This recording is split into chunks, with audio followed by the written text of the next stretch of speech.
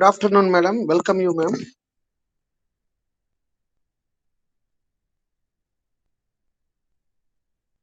Ma'am, good afternoon.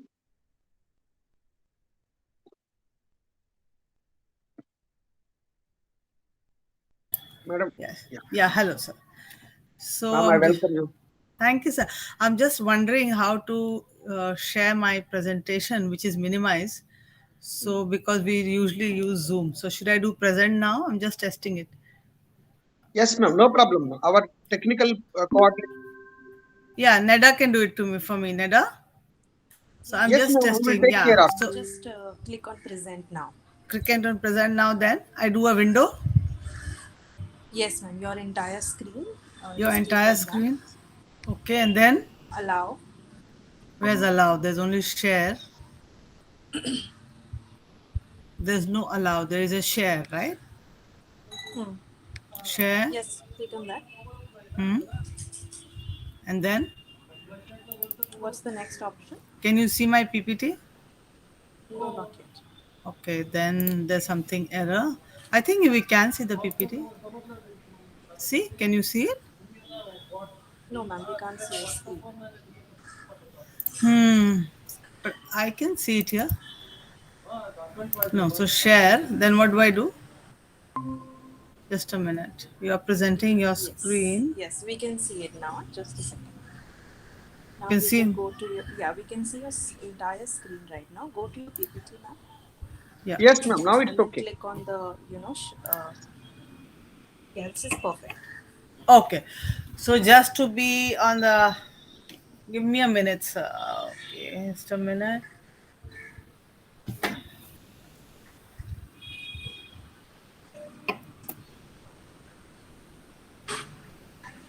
Yeah, is it okay? Yeah, ma'am. It's working. Yes, perfect. Perfect. So I think there's no option of minimizing. So wait, can I minimize it?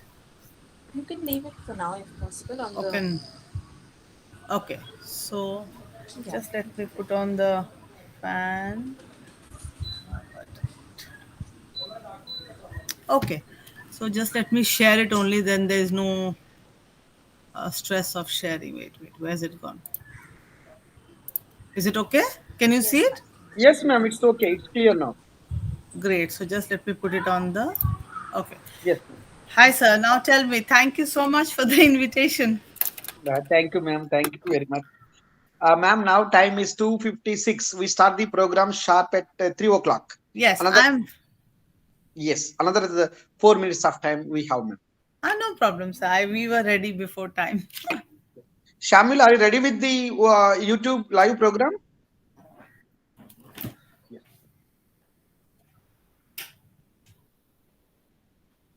Yes, you are good. You are good now. Okay, sir. So just let me know the. Can you hear me, sir? Yes, yes, ma'am. Okay. So the people, students who are there, they are faculty or students? Almost all of them are PhD scholars from different universities, Okay. and some of them are teachers of degree colleges and Okay. regular teachers also. Okay. It Great. is Great. it is a YouTube live program, madam. The people will watch it on OUCIP YouTube channel. Yeah, I understood that. Yes, That's we fine. provide the Google Meet link to only few selected students, and rest Hmm. of them will watch the program on YouTube only. Yeah, fair enough. It's the same thing, more or less. So how have you been, sir? You have been very, very active organizing all these lectures. Yes, ma'am. Yes, ma'am. I worked as the joint director for 3 years, and I took the directorship in the month of December 2020. The Okay. last 1 year, I have been the director for this great center, madam. Yeah. Earlier, Chenna was here, right? Yeah, Professor Channa sir was joint director for this. At that Huh. time, Professor Karunakar, and before that, Professor Sumita Roy was the head director. Yeah, I think I came to ASRC way back in 2006 or 7 when we had organized a joint conference with them. Yes, yes, ma'am. We know about you by Professor Channa, ma'am. Yes, he's my classmate. Yeah, he told me. He told me. Oh, wonderful. And now, because of this pandemic, one has not been able to meet anybody. So the few colleagues we knew also, we are not in touch with anybody. So that's so bad, Yes. Yeah. So anyway, so all your classes are offline, sir, or online as well? Now we have started the classes offline mode. Hmm. After maybe after November, we started the classes through offline mode. But now again in Mumbai, so many corona cases are happening. We will have to scale down again, I feel. Yes, here also the same situation, but still we are with offline mode only. I think it will be, I don't know, my university is also hybrid, but we do go to work every day, sir. But I think it's time that we wound down. But Yes, we can't do anything without the government directives, right? yes, yes. So, what all does ASRC offer, sir? Uh, Old ASRC was giving importance to first areas of American, African, and other international studies. Now it has been renamed as OUCIS, from Yeah. OUCIP to CIS, Hmm. Usmania Center for International Studies. Okay. It is a recent modification, madam. Ah, okay, okay. The We core only. area, yes, Hmm. madam. The core areas of research Hmm. concerned arts and social sciences. Hmm. Like we conduct conferences, refresher courses, workshops, sometimes symposia and all. Hmm. That's really nice, sir. When things get better, maybe we can do something with our department with an Africa focus for sure. Yes, ma'am. Yes, Yeah, Chana was telling me, and I'm so sorry that our dates got mixed up 2, 3 times. ma'am. No issue, ma'am. No issue, ma'am. I didn't realize that, like all things were finalized 2 weeks in advance, which is a good thing actually for the from the organization's point of view. But Yes, ma'am. Yes, ma'am. that's for us. If somebody has given a commitment, then we wait till the last day, and it usually happens. So. Yes, ma'am. Yes, ma'am. Thank you, ma'am. Thank you very And much. that's really we should also do this same modality. So Yes, we didn't know about your center earlier, sir, and we had done an internship program, my department, yes, ma'am. where we offered an internship where we taught about Africa through video, through lectures, through guest lectures. And we had 40 Africans who had participated and a few in Mumbai students. Yes, yes. It was a very nice program. If I knew of your center, maybe I should have shared the link. It was all for free. Oh, sure, sure. Next time we'll do it, ma'am. Yeah, we did 3 rounds of internship program Yes, this year yes, because students wanted internship certificates and they were not existing. So, yes. so let me know when to begin. I think it's three Yes, o'clock. ma'am. Now time is 3 o'clock. Shamil, is everything okay? Shall we go for? Yes, sir. We are on live and everything is fine. We can go Yes. ahead. Thank you very much. And I, Dr. Nageshwar Konda, the director, OUCIS, I invite you all for this lecture series as part of OUCIS initiative. We are here with 30-second lecture by Professor Renu Modi, a well-known scholar, academician, works at University of Mumbai. Today, ma'am is going to talk on migration trajectories of Africans in India. And coming to Professor Renu Modi's bio note, Professor Renu Modi, ma'am, is a professor and director at the Center of African Studies, University of Mumbai, India. She was educated at Lady Sri Ram College for Women, Political Science, Honors, and read for M.Phil, Ph.D. at the Center for African Studies, School of International Studies, JNU. She has been a member on many academic and administrative committees, and Professor Modi was the recipient of the Shastri Faculty Training and International Grant 2017 to 2018 at the Center of Global Studies, University of Victoria, Canada. Ma'am has published a number of research articles in the prestigious national and international magazines. She has been conducting so many programs. She had a good reputation in the academic circles, and more importantly, she was member of former ASRC, former OUCAP, that was ASRC. Professor Modi has served as the social development consultant for the inspection panel um, for World Bank. Her recent publications and books, book chapters, journals, articles, documentary films. She has directed and researched on two documentary films entitled Connecting Threads India, Made in India, Fabrics for Africa. Ma'am has been a good resource person for many academic institutions and research institutions across the globe. And I feel it as my privilege to introduce Professor Renu Modi on behalf of the OUCIP. Thank you very much, ma'am, for your kind consideration, kind acceptance to deliver a valuable talk on migration trajectories of Africans in India. Thank you very much, ma'am. Now it is over to you. Over to you, ma'am. Okay, thank you, Professor Nageshwar Konda. I wish to extend my gratitude to you for this kind invitation and to Professor Chenna Basavaya, who is my colleague and classmate, for introducing me to you. So, as discussed on my PPT title, I will be presenting on migration trajectories of Africans in India. Now, when you asked me to make a presentation, I had a lot of options to choose from. I could have done something theoretical on international relations, but I thought that as a director and a teacher at the Center for African Studies, I would be doing my duty well to share with the audience today about the Africans in India. So I don't know how many of you have noticed Africans in your own city. So students, can you hear me? So can the students respond? Yes, yes, ma'am. Have you seen students at your own universities? Yes, ma'am. Okay. Which university are you from? Osmania? Here, sorry, ma'am. I didn't get. Which university are you from? Ma'am. You're asking me. Are there students who can respond? I was asking. Yeah. Shamil, So, ask the students. Madam, I myself can reply, but they might have mic problems. okay, doesn't matter.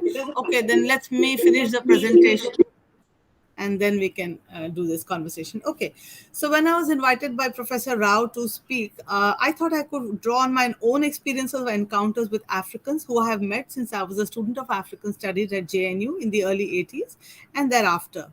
I'm also interested and will share with you broadly when and how the subject of African immigrants in India gained currency and entered the academic curriculum and discourse.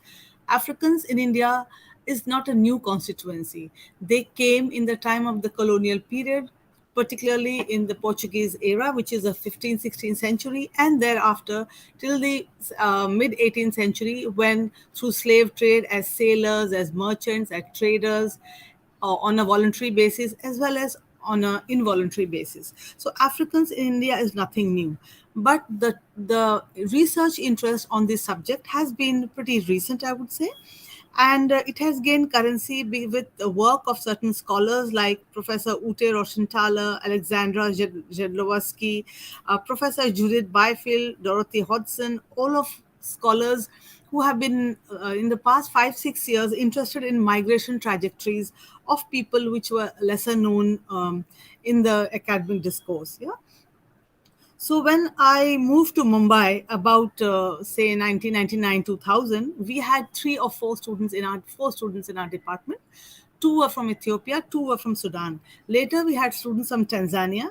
So that was a small group of students we had in social sciences. Most of the African students went to humanities, and but I heard that in Pune there are many more number of African students because the bigger cities are more expensive and therefore they choose Pune, which is a smaller city and has a better climatic condition and is much cheaper in terms of living costs in India. So and then how did Africans interest in Africans gain currency? So I'm just tracking down a few events or conferences. Of course, these are just these are not the only events which happened, but I'm just showing you a few as samples. So the Siddhis of India and African diasporas in Asia. This was an conference organized by the UNESCO Slave Routes Project, where it was studying the slave routes across the Atlantic, across the transatlantic, across the Indian Ocean. And it was then that they had invited these so-called Siddhis, who are people of African descent who came about 500 to 600 years ago through the slave routes. And they are scattered all over, I mean, in many parts of India, in Gujarat, in Karnataka, in your city, in Hyderabad. Also, they came to serve in the cavalry of the Nizam of Hyderabad. So, and then I think you have a place called AC Guards or Habsi Guda. So Habshi is a pejorative term used for the Siddhis, these people of African descent. So that was one way that the Siddhis met each other in Goa and realized that there were many of them, and they kind of spoke about their own descent and their roots back in Africa, which they were not aware of while in India.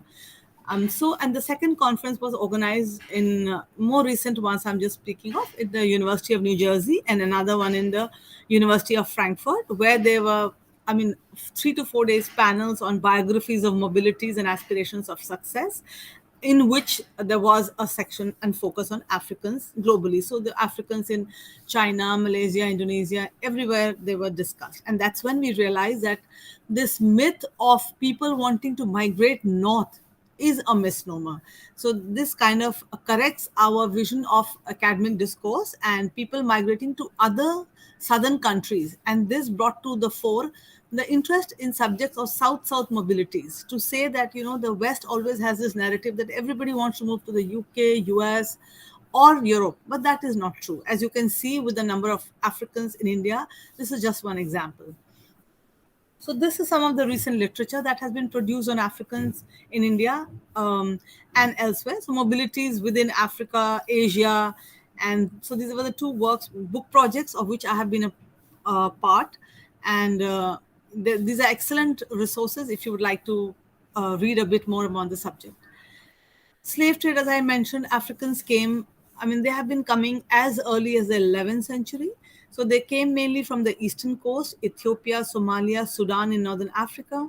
And the slave trade introduced a significantly higher number of East Africans to Arabia and India in the second half of the 18th century. Because these parts also had cultural connections from earlier on because of trade, migration. You know, the Gujarati traders, they have India-Africa connections are since antiquity through the dhows, or these were the sailboat-borne winds which carried traders and merchants and money lenders from India, from the coast of Gujarat, basically, what is present-day Bombay, Gujarat, to East Africa. So these are some of the trade routes, and the period is marked. You can see the number of slaves that were traded. So they went to Arabia. From there, they were used in farming and then they were also from Arabia, they were shipped to other parts of South Asia, Sri Lanka, India, Pakistan, all of which have this African diaspora, also known as the Siddhis. I am just sharing you, I would like to present an ethnographic kind of an account and share with you some of the pictures and anecdotes that I have gathered, put together for you. So this is an image of a slave market in Zanzibar in Tanzania, which we had visited. It's a UNESCO heritage site. This was one of the sites near the port of Zanzibar, from where slaves were exported across the Indian Ocean world. This is a UNESCO heritage site. So this is this is just a memory of the slave trade venue that is showed here. Coming image, I would like to say, as you can see, this is a dance form of the Siddhis that we spoke of, the Africans of Indian descent. And what we can see is that these Siddhis of African ancestry dress in the same in this feather cocks. You can see them asking animals like, and they had in the songs that they sang, they sing venerations to Sufi saint Baba Gaur, and in their songs they have smatterings of the Swahili language. and it has been 500 or 600 years. For example, they will say Jambo, Jambo, Jambo, and they go in a frenzy kind of singing it. So Jambo literally means welcome in Swahili. So there have been 600 years or so of their migration history, but some of these words are still intact in the vocabulary of the Siddhis. Most of them may not even know the meanings, and the older Siddhis who could speak a bit of Swahili, which was passed down to generations, are now no longer alive. So what how do we trace their ancestry? Through ethnomusicology. You can see their physiognomic characters, their characteristics. Though they are Indian by all standards, they live in the states which they have adopted as their home for the past 600 years. In Karnataka they will speak Telugu. In Gujarat they speak Gujarati. Some are Hindus, some are Muslims, some are Christians in Karnataka, for example. But they look distinctly African because of their afro hair, and also through the material culture, through, as you can see, the Goma drums. And they also use something called the malunga, which is a one string instrument, which is still found in East Africa. And I saw that instrument also in Brazil, which had a large amount of transatlantic slave trade of Africans. So you see, these musical instruments have been transported across the oceans, which kind of prove their connections through it over the years. This is an image of at the annual Urs festival in Gujarat, where we had done filming. As you can see in the front, there are two gentlemen. They are all Siddhis. Now, when we were filming in 2008 or 9, he was alive, but now the gentleman who is playing the drum, you can see in his hand, he is no longer alive, and he was really a rich source of Siddhi history, which he shared with us. And they are kind of praying or worshipping to Baba Gaur, their saint, who, through oral history says, was a trader in agnate stones who came from India or Ethiopia. This is a film we made on the Siddhis of Gujarat, and where we kind of documented the their cultural traditions and practices, because as you can see, the elderly men on the cover, this film was done about a decade ago, and these are also no longer alive. So on this film you have a lot of the Siddhi history, about their religious history, and about how they're assimilating into this modern culture in this film. But yeah, so we have kind of tried to document their history as best as we could about a decade ago. These are Siddhis of Karnataka, as you can see. So these are Kannadigas, basically. They have been given the scheduled tribe status, but they can dance to forms which are akin to those in Africa, even now after 500 to 600 years.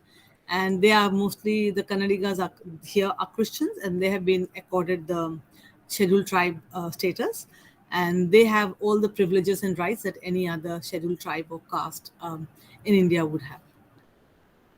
So let's come to this question of identity of these Siddhi people.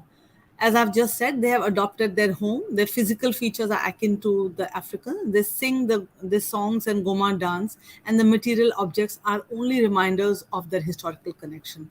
Now, I decided to bring this historical connection just to let you know the wide ambit of the migration trajectory of Africans to India, because most of us know them as students, as medical tourists in the contemporary context. So when I move on to the contemporary context, I would like to like you to remember that this history of Africans in India is something which is really, really old and dates back to about 500-600 years, right? So the migration of Africans to India, if you try to put it in a theoretical framework, also showcases the power of globalization and the place of Africa within it in a less ideological and a more ethnographic based ways, as I will present today. And then the other point that I'm trying to bring out is, so what happens at the contact zones of these intercultural encounters and at the intersection of foreign and local norms, which is at the core of my presentation.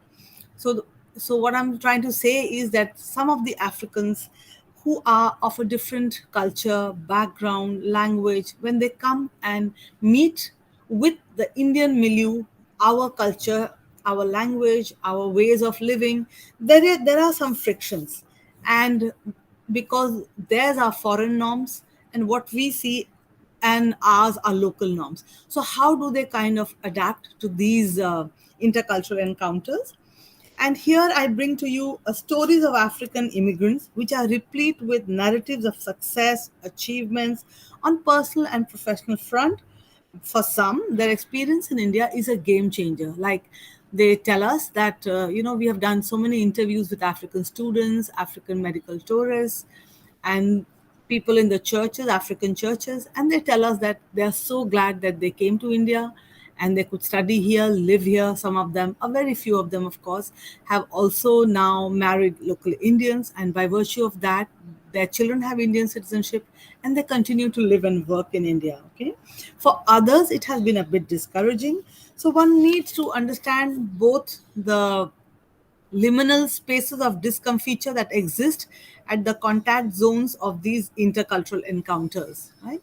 So yeah, so I'm just bringing to you one slide on the African Cavalry Guards because it's based in Hyderabad. And in the 19th century, the sixth Nizam heard about these Africans, and he hired 300 Africans who served in the African Cavalry Guards. And I believe that there is a place called African ACG or African Cavalry Guards. I I have not done research on this in Hyderabad, but I have students who told me that there is a place called Habshiguda in Hyderabad somewhere where these African people continue to live. Now, this I am bringing you these images to let you know about the methodology of my research. So we did interviews among Africans at the Redeemed Christian Church of God in Mumbai. This is in Mira Road, a far-flung suburb of Mumbai, and in a few other churches. As you can see, these are the churches that we interviewed because on Sundays, there are at least 300 to 400 Africans who congregate at this venue at the church. And then you can meet many, many Africans all at one place. So that was the idea. And of course, we met the pastor of these churches who was married to an Indian person. And as you can see, this next slide. So you can see there are Indians as well. And so while there are places of discomfiture that exist in the contact zones in public places, at the church, it's a very kind of a well integrated community where there are Indians also who are part of these so-called African churches, and they participate in the naming ceremony of the child, praying for the healing of anybody who's unwell. Okay, so along with these churches, we did interviews with so many African students who come to our university, our own students, and many of the students who come to Mumbai, Pune, who pass by our department, and who are on, some are self-financed and who study in University of Symbiosis, for example, in Pune, while others are on various scholarships. And then I also had the opportunity of interviewing Africans at the Hinduja Hospital, the Jaslok Hospital, and the Prince Ali Khan Hospital, three of the leading hospitals in Mumbai, where they come for the treatment or healthcare. So this is Martha, who is at. I'll speak more about Martha a little later. And yeah, we have done this. Oh no, sorry, I'm going back. Okay, so why do Africans migrate to India? I have selected three categories. There can be more than this, but for the short duration of the project, I had to choose a few categories, and these are my categories. So they come to access higher education, they come as medical tourists, and they come as traders, both formal and informal. Now, normally I do not like to use the term informal because informality also signifies illegality.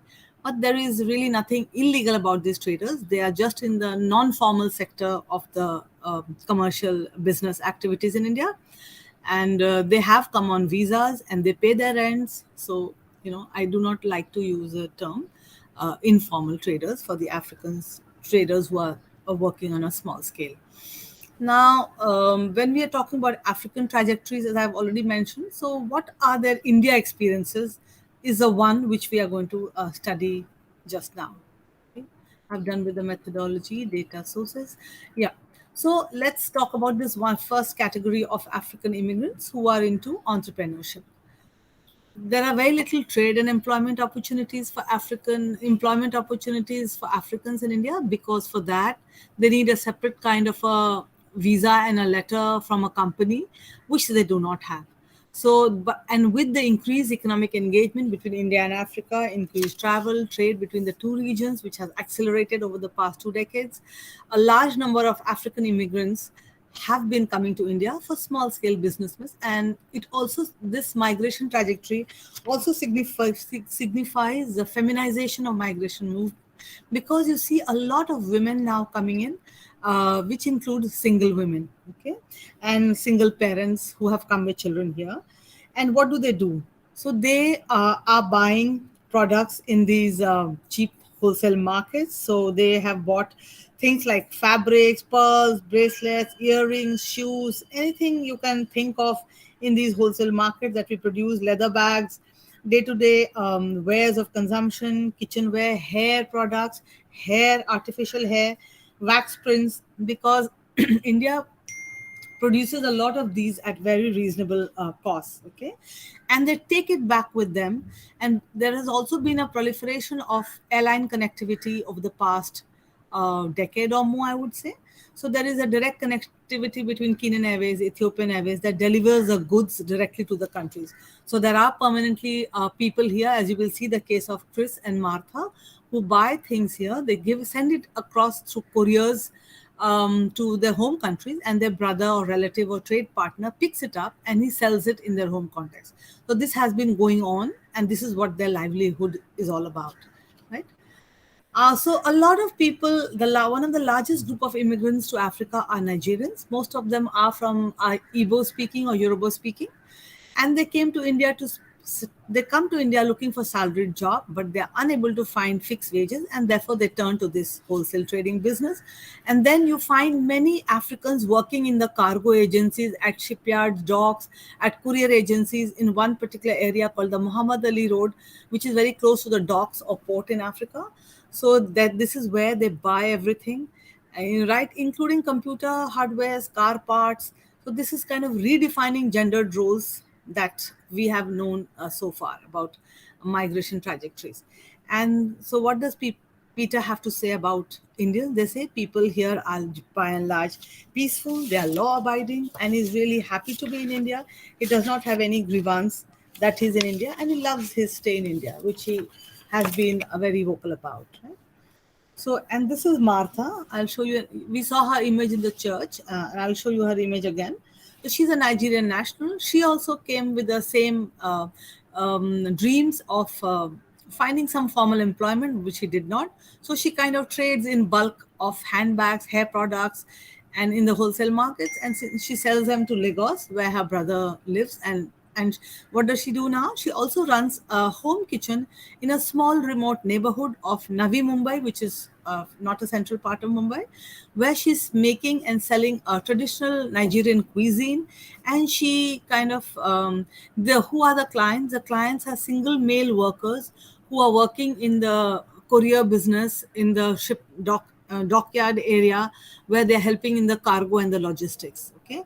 And to make the food very local, she's buying red oil and bitter leaf from home to go with the local goat curry and swallow that she makes for her very select Nigerian client here.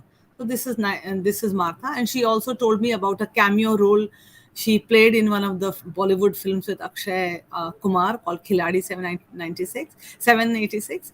And she likes India very much because it has given her an opportunity of a peaceful environment and business. And she had also she's very active in the community affairs of her church, as you saw in the first slide. And she wanted her daughter to study medicine in India. But this is her kitchen, as you can see, where she's making traditional Nigerian food. There's tinned fish, there's local food. She's making dry fish, and she's bought this red oil way back from Nigeria, because there's a constant movement of people between Nigeria and India. And this is her menu. She also has a little store. She's a very enterprising woman, as you can see, where she's also selling her food and some of the raw materials that she buys, imports rather. It comes through her informally through people who are coming to Mumbai. This is a little store where you can find everything African, including cloth material and what the Africans in Mumbai would want to buy. And yeah, so about Martha, she wanted to educate her daughter here. Sorry, I left it there, and but she could not get her admitted into any of the medical schools here because the systems of and the accreditations in Nigeria are not recognized in India. So she had a great amount of lament about that. But otherwise, she has raised 4 children by herself through all these business activities. So you can see this is really enterprising activity in a foreign land. And now you can, these traders, as I told you, these are women from Africa, and most of them come even for a short period, maybe a week, 10 days. They come and they buy their stuff. And you are at the airport, Mumbai airport, you will see that they are carrying huge bags of these consignment, and they take it back with them. You know, they might be paying extra baggage. Some of it is going in cargo. That is how they take their merchandise back home. So, and also, yeah, in a way, so while Africans are shopping here, it also gives an opportunity for Indian traders to see the positive side of it. So you can see there are dedicated shops in southern Mumbai which are selling African fabrics, perfume. So there's a developed clientele, and these people through word of mouth know where to go. So they don't get lost. There are specific hotels in Mumbai in these market areas where only Africans come and stay. So they know that through their former colleagues, friends, families. So they are really not lost in the city. And then they also know the shops where they have to buy their stuff.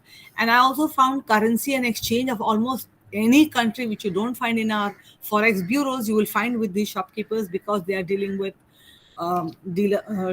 clientele from all across Africa. These are the shops in a main busy street of Africa. So that was one migration trajectory that I was referring to. The second migration trajectory I would like to talk about is through education, right? And education of Africans to India is not new, you know. So when India became independent in 1947, Appa Pant was the first Indian High Commissioner to East and Central Africa, and he did a lot in the Jawaharlal Nehru period to kind of build connections between India and Africa through the scholarship and exchange scheme of Africans. Now, while India was independent in 1947, Africa, the first country to gain independence in Africa was Ghana, which was in 1957. And a large number of African countries gained independence only in 1960s. So that was almost about a decade ago. India was already independent, and when the government of India under the Nehru period was extending scholarships to students in Africa, the colonial authorities in Africa were really not in support of it and quite annoyed because and so for some of them they even canceled their travel visas because they feared that the already aware youth in Africa would be further politicized in a country that had just thrown off its colonial yoke. But yeah, that they realized a bit later, but many of them did come through these scholarship schemes. Yeah? um, so this is a story of Patrick. He was in my department in the Center for African Studies, and he stayed there. And he repeated his courses. Like, he didn't complete his masters in 2 years, so that worried me because he was a very bright student. So I always wondered how come Patrick doesn't clear his exams, because he's one of the good students. But then later I realized that I wanted to continue staying here for 2, 3, 4 more years. So he extended his. He didn't take the exams because it would be good for him to stay on a year or two. He was already married. All this we didn't know. His children studied in local nursery school, and he would buy merchandise not only from Mumbai but from Thailand as well, and send it to Kariako market in Dar es Salaam into his uncle's shop. I'm just sharing some of the survival and the livelihood strategies of these immigrants, some of them. And therefore, if you ask me or anybody, what are the number of Africans students in India or medical tourists or traders, you really cannot say, because look at Patrick's case. He's a student as well as a trader. Many of them who come on visitor's visa or the tourist visa go for medical treatment here. So this is the borders between their activities and purpose in India are really blurred. So we cannot really give a number to it, but we generally would know how many visas are issued by any particular country if you went to the high commissions of India in Africa, so they would tell you. But then you cannot bifurcate it into these various categories because they're also fuzzy and blurred. As I mentioned, that education has been a transformative power, and knowledge sharing has changed the lives of many of the people. And one of the flagship projects that India launched post-independence was the ITEC program, the India Technical Economic and Cooperation Program. It was our development assistance program way back in the early 60s when Africa got independence, and a manifestation of our South-South cooperation. And it is through this scholarship that, through this ITEC program, many of the Africans came to India because India offered high quality education at very reasonable prices. If you compare the cost of education in Indian institutions, especially the government institutions, I mean, they are really excellent quality of education. As I mean, look at my university, we would be paying 10 or 12,000 rupees per year for a PhD program for minimum of 2.5 to 3 years that students take to do their PhD, or longer if they choose to, right? But that is not the case in most of the countries in Europe. And so therefore they get a PhD degree here if they want to do teaching, and the quality of Indian education is, of course, cannot be doubted, right? It's excellent. So I'm just giving you a slide of Bingu Mutharika. He was a president of Malawi. He studied in Sri Ram College in Delhi in economics, and he returned to Malawi to serve in that. Likewise, there were many others, two presidents of Nigeria who have been educated in India, of Ghana who have received military training. So there have been a training and interaction between Indians and Africans at various levels at the education institutes. As you can see, these two became education ministers, Simon Gary of government of Kenya and Amolo Odhiambo. He's a surgeon, a very well-known surgeon. I mean, now they are in their 80s, but both of them studied in the University of Delhi and Mumbai, respectively, in the 60s and early 70s. Yet another interesting project that connected India and Africa was through Mrs. Gandhi's affinity to President Leopold Senghor, who they co-created the Indo-African Studies project at the University of Annamalai in 1974, and the UCAD, the Cheikh Anta Diop University in Senegal, in Dakar in Senegal. So under this partnership, scholars from Senegal came to study the Dravidian languages, basically Tamil, in Tamil Nadu, because they believed that there were some cultural and linguistic affinities between the Serer people of Senegal and the Tamilian people in Tamil Nadu. So that is why this, and there were, I mean, I went to Senegal, I met two retired professors who could speak Tamil fluently because they had done their PhD in the Annamalai University. I tried to find out the number of students in Hyderabad universities, but again, there is no clear picture of that. But I know that these are the three main universities where a lot of African students come. Your University of Osmania, University of Hyderabad, and the Technical University.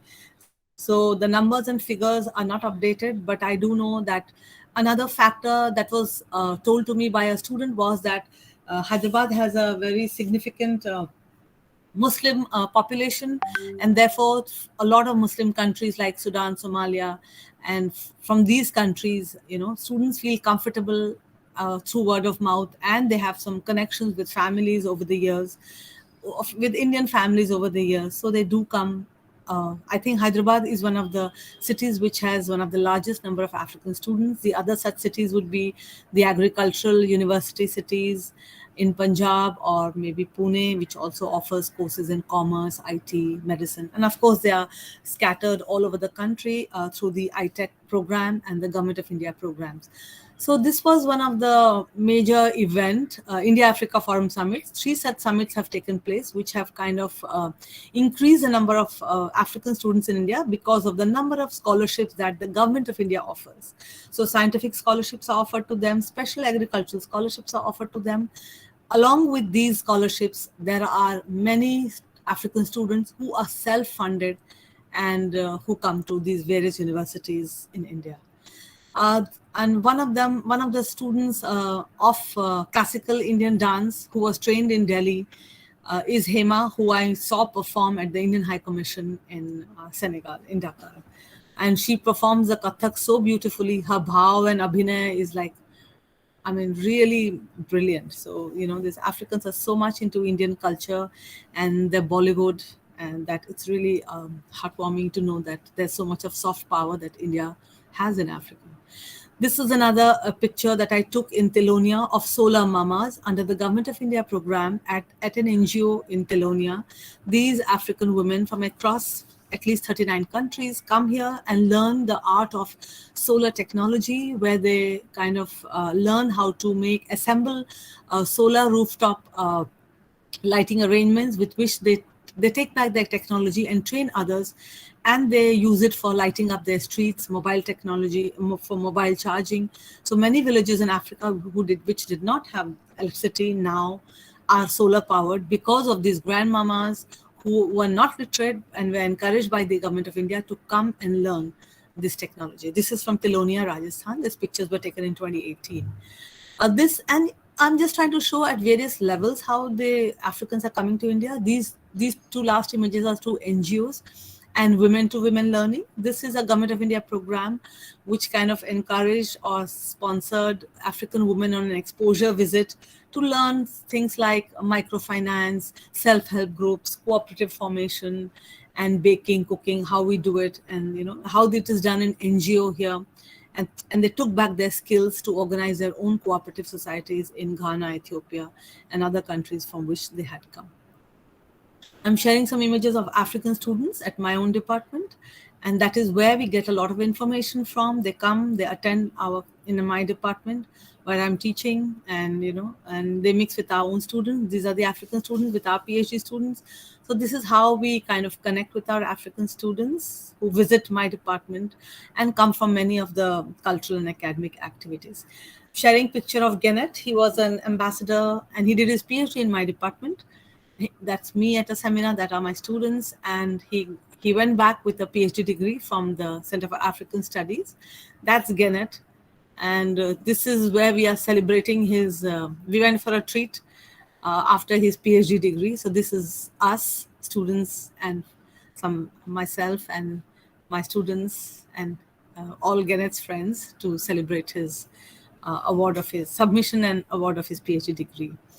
And then we have other students like Chris. He came from from Kenya. He's married to an Indian citizen. He works as a pastor, and his children have an Indian citizenship, and he lives in Mira Road. This is another student, Tafad, who is studying at Symbiosis University. These slides were presented by him at my center, and with his permission, I'm using these slides of Tafadzwa Kayurai. He's a Zimbabwean student, and see how he is participating in all the activities, including the Diwali festival. He's touring schools, and he's doing an internship at a Bombay hospital. So you can see that at various levels, Africans in India are a part of our fabric of our society. In 2017, these African students launched African Studies Association chapter, Mumbai chapter. That's Safad in the center in the brown coat. And so we have been at the Department of African Studies like to be supportive and be a part of many of the activities of these African students, and it's really amazing how brilliant they are, and it's really a pleasure and a privilege to host them at our department. Yet another category is of medical tourists. So Nigerians form the largest group of medical tourists. Hyderabad has a lot of medical tourists because of the very high quality medical care that so many institutes offer. And all this medical tourism started as far back as 1989.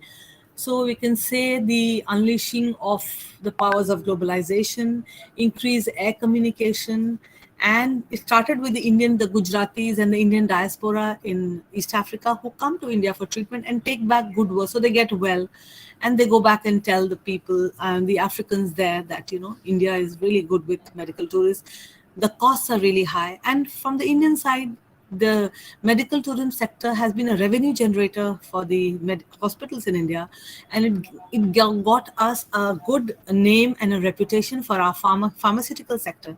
And 15% of India's exports to Africa are Indian pharmaceuticals because of the reputation that they have earned anyway, which is well deserved, and also because of the word of mouth publicity given by these African students. Yet, let's come to this. While things are good for many Africans, there is a stereotyping against them, and they face many issues like lack of housing, issues of visa extension. There are some sporadic, I would not say it's commonplace, but there are sporadic cases of violence against Africans. And these cases have been brought to light in the media in the past 6 to 7 years. And this is of a Nigerian man who was stabbed in Goa. Now, as per the government of the police there, they said it was a law and order problem. It was the drug dealers who were in fracas with the rivalry between the local uh, people in Goa and between two gangs.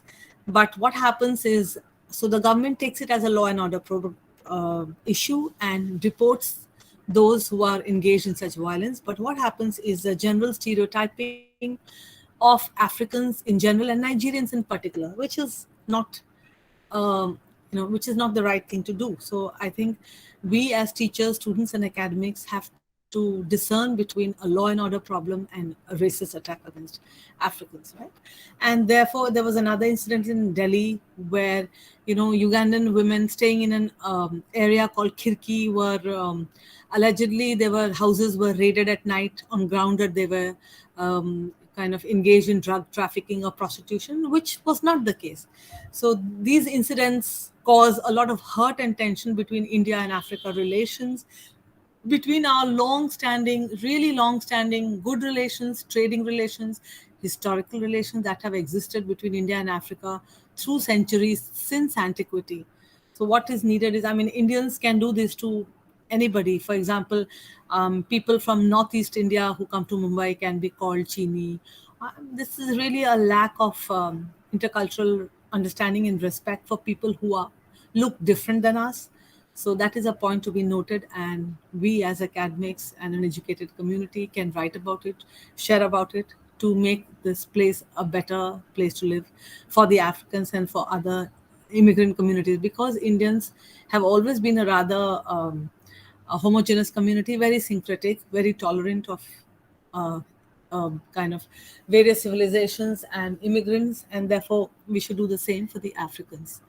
This is I'm just skipping this. So you can see one image of, this is David Sambo. He's married to an Indian. He's a Nigerian. So he was taken to jail on grounds that he was a drug dealer, but it was not the case. And the police let them off with an apology. So these kind of things happen because our media is quick to report. What we need is a sensitization of and a better learning of our intercultural understanding and relations of people who are contributing to our economy and who are really peace loving and who have been a part of our social fabric for 5 to 6 centuries or even more. I have already spoken about the issues. And so, what are the issues that they're talking about? The African Studies Association talks about the issues of students, and they network and put their grievances to Facebook. And they work closely with the African diplomats in Delhi and bring these issues, which then become, within the Ministry of External Affairs, between their own diplomatic missions, which are, I repeat, sporadic, but definitely strained relations, and therefore need to be avoided at all costs. This is a protest, of course, with the African students. While we talk about these areas of discomfiture, there are also stories of success. As you can see, this Ranty Martin, he played for the Dempo Club. He's one of the most successful foreign players, and he's played for various clubs in India. He retired last year due to a uh, injury, and his children have been raised here. So this is a story of Ugochi Latoya, another student who came to study architecture, and she was spotted by one of the prestigious fashion houses, the Lakme Fashion Week, and in which she participated. And she found a new career and new fame and name in India. So this is a Nigerian model. I would like to share some success to that is with Masaba Gupta, of whom she did the catwalk. I have already shown you these slides. I think this is Martha again. I think these are repeat slides. I'm sorry about this. Yeah, and last slide I would like to, while we are talking of racism against Africans in India, I thought that we should revisit this slide to show like that is Martha, the Nigerian woman I spoke about, the entrepreneur, where she's holding an Indian child, and you can see the couple, the Indian couple. So you can see that there are very good relations between Africans, but in private spaces. You do not see Indians and Africans in public spaces like the malls or church, except for these churches or classrooms and schools where we know our students, we interact with them in small, but that is not the case in a public space. If you see them in a local train or in a bazaar, then we don't we generally wonder like, ye kaun hai kinds, what's he doing here types, and we are not so receptive. And then it is in these public places they do not get their due respect and intercultural understanding, which is something to be lamented about and to be worked upon. So what does my presentation bring, conclude that the migration trajectories are happening, south-south mobilities are the taking place currently. All these discourse about migration to the north, to the developed countries is not true these days, because when a migrant chooses his destination, he has multiple options and multiple trajectories to follow and aspire for. So why do they choose India? Why do they choose China? Why do they choose Thailand? Obviously, it is nobody forces these migrant students, medical tourists, to come to these places. So obviously, they find some solace, some comfort level, some value for money, for which they invest. Okay, and then there's the other discourse when we talk of the migration that of integration and assimilation. But can we apply these to migrants such as Africans who come for a short stay in the host society? They do not have any plans to integrate, right? They want to come here, they study, they want to move on to other patches. Like two of our students in the 2000s who did a PhD here one migrated to Jordan, another one moved to Yemen, another moved to Australia. So they use India as a launching pad, right? Or the educational opportunities here. And why are the Africans coming here? Because obviously there are some motivations for their coming: lack of opportunities, inadequate health structure. Now, it's really ironical that we talk about medical tourism of Africans to India, because a majority of the Indians ourselves fall below the safety net here in healthcare, in terms of healthcare, and the government of India spends only 1.5% of its GDP on healthcare. But yet, these are people.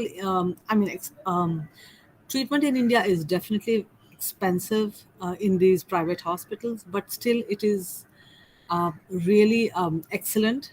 This is what the Africans told me, and they kind of take loans, borrow from family, and they rely more on the Indian medical system, because it is definitely much more affordable than what it would be in other parts of the world, like in the West, I mean. And of course, the other preferred destinations are Thailand, Malaysia, where they also go for medical treatment. So, in conclusion, I would like to say that every migration trajectory of any of these Africans that I have mentioned is unique. It defies generalization. So you may have successful footballers like Ranty Martin, like the model I spoke about, like Gennett, who was an ambassador, who was in the diplomatic service and a student in our department. So the African immigrants appreciate the freedom of movement, the safety that India offers, a peaceful environment. They like the colors, the cuisine, the people of India, the culture, and they find it a home away from conflict and stressful economic situations back home. Some of them do come from conflict situations, such as DRC currently. So we have a lot of Sudan. We had a lot of students from Sudan when North and South Sudan were in conflict. And so there is a flip side, while there is also a positive side to these migration trajectories. But a lot has happened at the contact zones of these intercultural interfaces between the local and the foreign norms. Some have been stories of success that I mentioned, some have been stories of challenges. But since there are no exact figures, or the figures between categories would be blurred, I would like to. I always ask myself this question during the research. So, why has a number of Africans increased over the past decade? I would say every year the number of Africans increases, and the visibility of Africans in these private spaces, educational institutions, hospitals, in the market spaces have increased. So obviously, the Africans, India is a preferred destination, as I try to show you through this ethnographical research that we have done. What will be the post-COVID scenario is something that we need to wait and watch, because borders have been shut, airlines are not flying so regularly, and also people are scared of changing visa regimes, of their own health situation away from home. So, with these thoughts, maybe students might like to share with me some of their experiences of Africans in their own home context, if they can. So, thank you very much for this short presentation. Thank you, ma'am. Thank you very much for your active and live presentation. In fact, you have taken us to the African roots. It's like a short and witty presentation in which try to touch upon various aspects of not only on African literature but also the interface between African and Indian and other indigenous literatures. And as ma'am said, she said that African roots in America, African roots in India is, it goes back, dates back to many. And once again, personally, it is a recollection type of thing to me, Alex Haley roots. And like the lecture went well and it has opened many challenges and discussions. And also Professor Renu Modi ma'am has touched upon various philosophical and theoretical aspects of Africans and their close association not only in India and in Indian subcontinent. Thank you very much, ma'am, for your presentation. Now it is open for discussion. The scholars and the viewers on YouTube and also on various platforms are requested to respond and interact with our resource person today. Now it's open for discussion. Sure.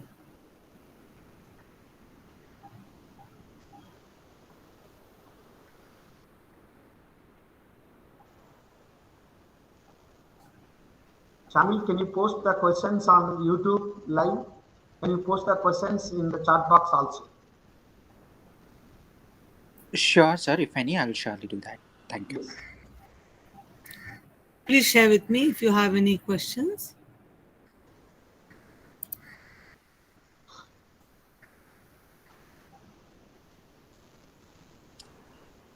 Ma'am, it's not a question from my Yes. side.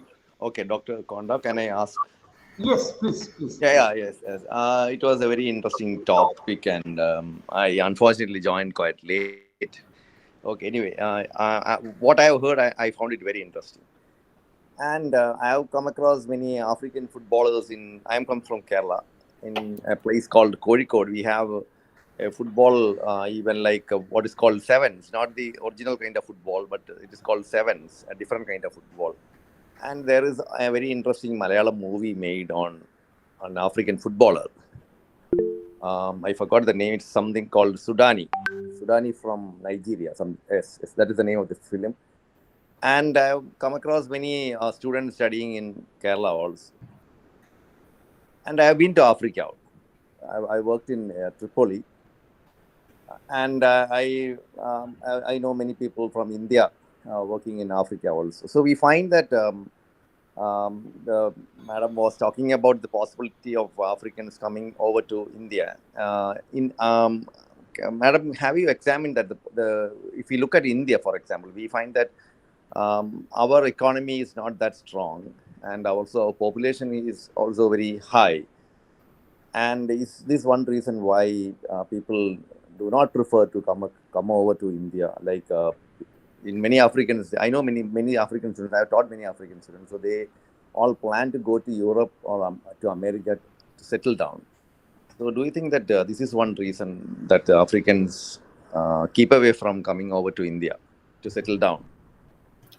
Kishore, thank you. I really liked your information. So please post for me or uh, write to Professor Rao and let me know this film that you spoke about. I was not aware of it and I'd like to watch it on Sure, YouTube. sure. I will do that. Yeah, thank you. And well, it's also all a question of affordability. So the people or the Africans who go to Europe or, as you mentioned, to Europe or to North America are the ones who can afford higher education there, healthcare there, may have salaried jobs there, higher earning opportunities there, or they may have familial networks who are already there for a generation or two who can support them, sponsor them. For the first generation of Africans, most of them from conflict zones or countries or with a modest economic background are unable to move to Europe. So, as I said, that when they have multiple migration trajectories as options, they choose the one which kind of fits into their scheme of things financially, through familial networks, through their social capital. So that could be one reason why Africans move in different locales. Yes, thank you, madam. Thank you, Kishore. Yes, yes, ma'am. From my side, it's not a question, just out of my personal interest. Ma'am, India is, as you know, India is third. So I can't hear you very well. Either your voice is cracking or the volume is low. It's okay, ma'am. Now, is it okay? Yeah, better. Yes, ma'am. No, now India is the third largest partner in. India is the third largest African partner in trade and business is concerned. And Indian relations and India's help to many African countries like Ethiopia and many other countries is much larger. The amount of trade and commerce is very high when we compare to the other relations. What are the reasons behind the less amount of cultural and other aspects of relations that India and Africa have right now? You have rightly pointed out the discrepancy between the ascending political and trade and economic relations between India and Africa and the people to people connections that India and Africa share. Uh, One of the reasons is that people in Africa have various choices, right? you know so while also they are considering low cost, suppose those who can afford the west or UK or Europe, they will easily migrate to those parts of the world. But I'm referring to south mobilities now, to countries of the global south. So while India is an option, they have an option with China, offers a big opportunity. There are many Africans who migrate to Guangzhou region because of the trading. The same thing that the trading they do here, they buy things in bulk, they learn Chinese, they are enrolled in various education institutes, they study medicine, and China has also given the African students many more scholarships than India has given, right? So there's I mean, of course, in questions of finances and number of scholarships, China has deeper pockets. So, of course, they have many more scholarships. And the Confucius Institute that China has set up in Africa has also familiarized them with the language skills. So, China is an option today, Thailand is an option today, Malaysia is an option today, Japan is an option today, Philippines is an option today. you know so with greater awareness, greater air connectivity, India is not the only option that the Africans have. And whenever also, even when these, as I mentioned, to these instances of violence or racism, they happen in other parts of the world as well. Like Indian students in Australia are bashed up in the name of curry bashing. Then the government of Australia intervenes and said, there's a basically a law and order problem. Some, not all Australians are racist, but the same situation India faces. The educated class and most of us are very welcoming to our African students, colleagues. The market entrepreneurs are very welcoming to the African traders, but there will be a few stray incidents. Even if there is one incident which happens due to a lack of understanding or knowledge about these people, it really creates a bad kind of a feedback. So, but this is not the only reason why there are fewer Africans. The reason is the Africans also have a lot of choices now to choose from. And Africa is a future in terms of it's a really resource rich continent. And it's a future for business opportunities. So that is why many countries have, in the last 5 to 10 years, opened up with opportunities for African students, Africans themselves. So the Africans have many options, preferred options which they can choose from. So India remains one of them for various reasons. The others I just mentioned. Yes, ma'am. Thank you. Thank you. Thank you. Thank you, sir. Any questions? Any other questions? Yeah, I would like to make another comment also. I think the main fault is that we are not that much aware of Africa. That's one problem. We sort of, as Madam mentioned, people working from Northeast are labeled, and they are there's some kind of a notion is already set in people's mind like that. I think we still consider Africa as a dark continent, whereas we are not aware of all these things. If we know that in Africa plastics are banned, and they are more kind of people who use lesser plastic than Indians.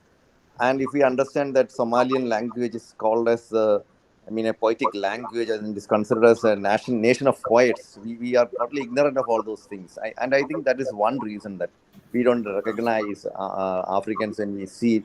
Like, for example, in Kerala, we find many foreigners coming during to Kovalam and other places. And when the white, they are given a kind of superior identity, whereas the Africans are not given that.